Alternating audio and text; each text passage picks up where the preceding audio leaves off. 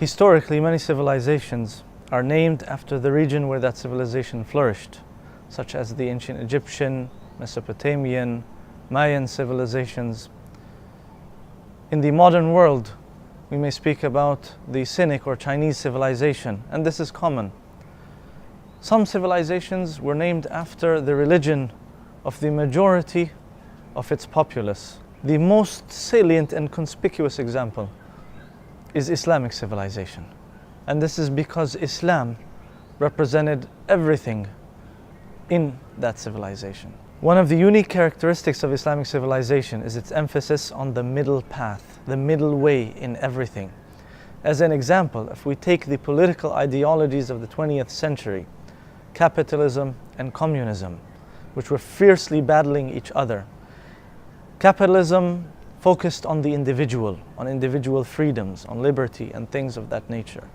Communism, on the other hand, concentrated on the collective good and performed massacres and massive human rights violations in the name of the collective good.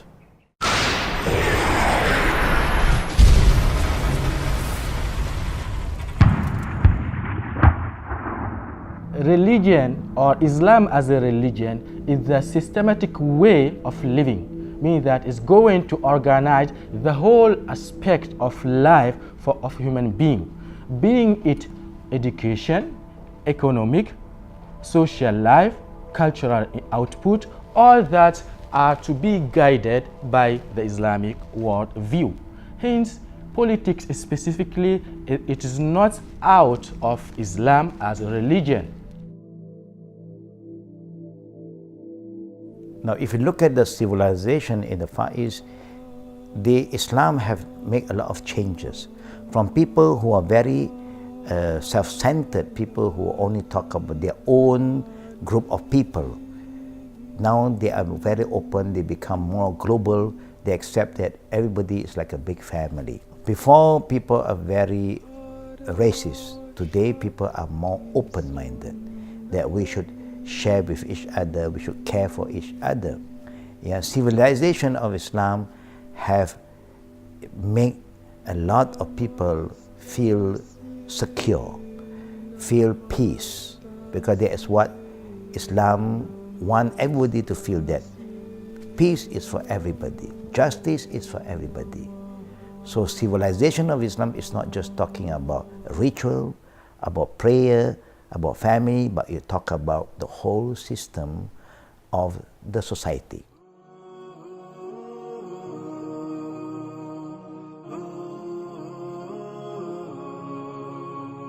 When we speak about the history of science in Islamic civilization, we are essentially telling the other narrative, a narrative that has seldom been told, one that is absent from most Western circles and even some Muslim ones.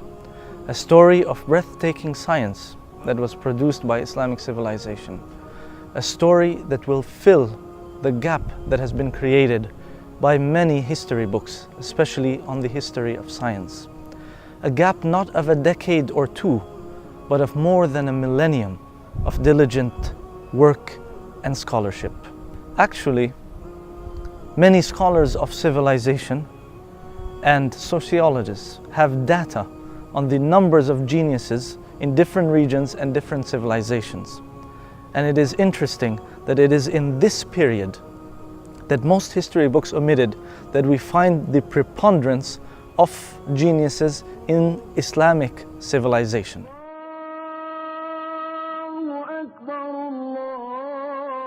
Non-Muslims, particularly Western countries, are suffering from suicide. Why? Because they are focusing maybe on the material existence. How about the other side of human being?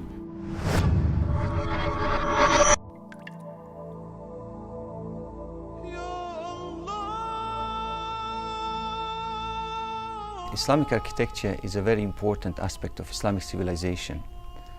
This is so because Islamic architecture is a framework or a physical locus of Islamic civilization. It is its identity, it is its soul. Islamic architecture is the type of architecture whose multiple functions and to a lesser extent forms are inspired primarily by Islam, its message, its teachings, worldview, and belief system.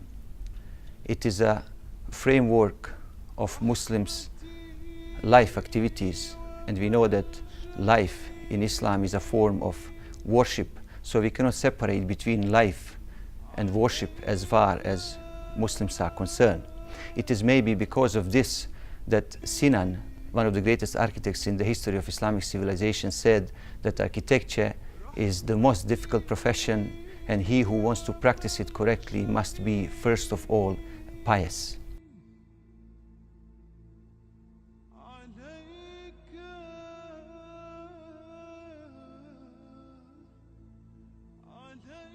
It is most interesting that many of the scientific discoveries that are usually attributed to Western scientists today were actually developed or invented centuries earlier by Muslim scientists in the golden age of Islamic civilization.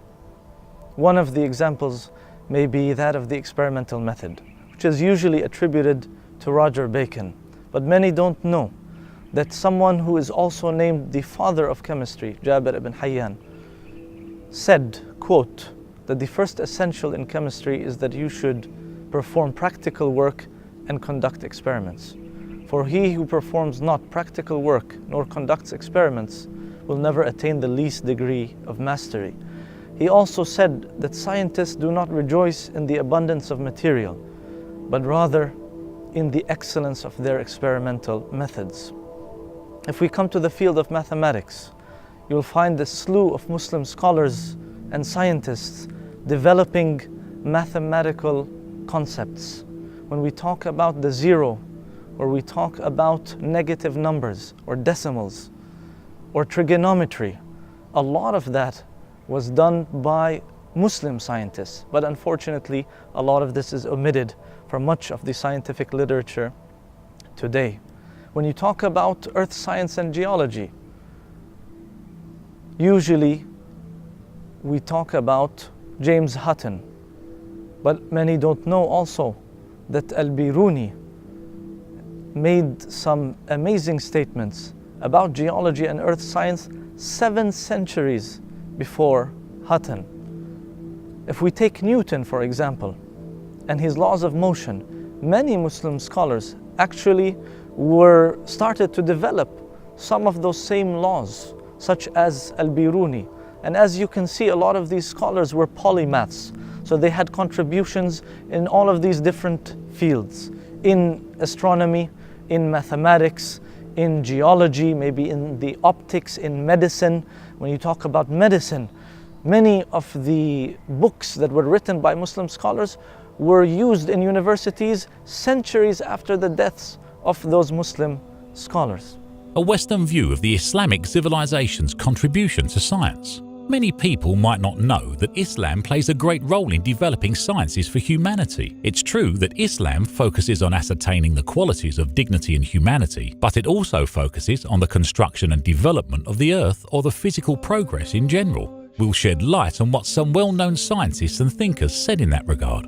In his book History of Physics, Florian Cajori said, "The Arab and Muslim scientists were the first to launch and defend strongly the experimental method. This method is one of their prides. They were the first to recognize its usefulness and its importance to natural sciences." Florian Cajori also said about Muslim scientists, "One is astonished when he thinks of the work of Arabs and Muslims in algebra. Al-Khwarizmi's book on algebra was a reference for Muslim and European scientists alike. They relied on it in their research and adopted a lot of theories from it. Therefore, it can be said that Al-Khwarizmi founded algebra on the right basis." Will Durant wrote in The Story of Civilization 4, The Age of Faith, "Chemistry, as a science, was almost created by the Muslim. For in this field where the Greeks, so far as we know, were confined to industrial experience and vague hypotheses, the Saracens introduced precise observation, controlled experiment and careful records." Quoting the British Encyclopedia about Arabs' contribution to the science of pharmacology, many names of drugs, many compounds known now and the general structure of modern pharmacology,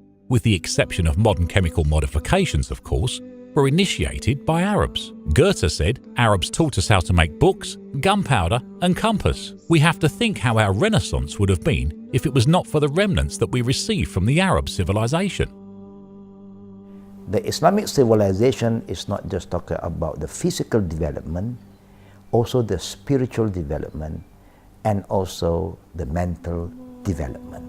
Always remember, Islamic civilization is nothing to do with just physical development, but it's a balanced development.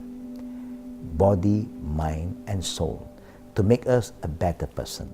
The state built by Prophet Muhammad, peace be upon him, was not an oppressive kingdom. It was a state of justice, mercy and consultation. The caliphs of Prophet Muhammad, peace be upon him, followed his footsteps in running the Islamic State. For example, Omar ibn al-Khattab, the second caliph, established Bayt al-Mal, the treasury, and allocated a sum of money for all citizens of all ages. He did not set exclusively for himself any luxurious belongings as kings do. He never had full stomach till he was sure his citizens are full, and none of them were deprived or hungry. He founded a number of new organizations because Muslims needed them when their state became bigger. He was very strict in observing the civil servants and auditing their financial disclosures so that not to embezzle the public funds. Omar ibn al-Khattab maintained the judiciary system which existed in the Islamic State before his reign.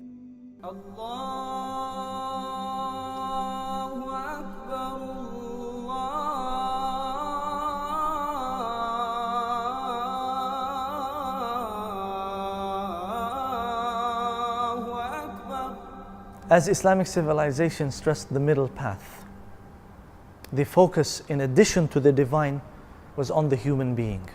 The human being as the creation of Allah, the creation that He honored and that He required to construct and build life here on earth. The human being that would create a human civilization, a civilization that focused on the human being as the subject of development. A civilization by humans and for humans that realized and respected humanity, that focused on important social concepts like justice and social equality and freedom, things that Allah Almighty commanded in the Quran and through the teachings of Prophet Muhammad, peace be upon him. On the other hand, He forbade vices like injustice, like violation of people's rights. With such a focus, it's no wonder that Islamic civilization flourished and did so for centuries, and that even people of other faiths had their place in that civilization and were able to make immense contributions in Islamic civilization, because it was a civilization of faith and a civilization for humanity. أفلا ينظرون إلى الإبل كيف خلقت وإلى السماء كيف رفعت وإلى الجبال كيف نصبت وإلى الأرض كيف سطحت فذكر إنما أنت مذكر